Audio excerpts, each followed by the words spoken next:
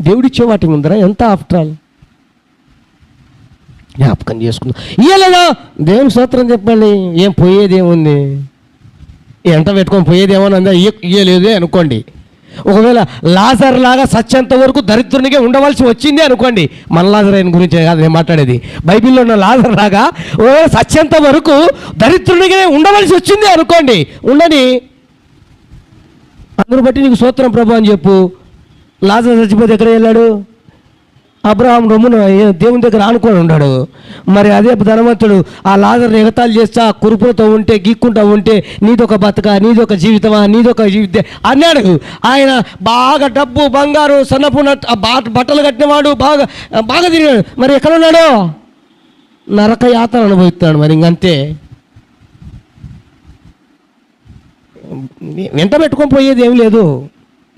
ఇస్తేనా అని అందును బట్టి ఆ ఇచ్చినది కూడా దేవుని మహిమ కొరకే వాడుకుందాం.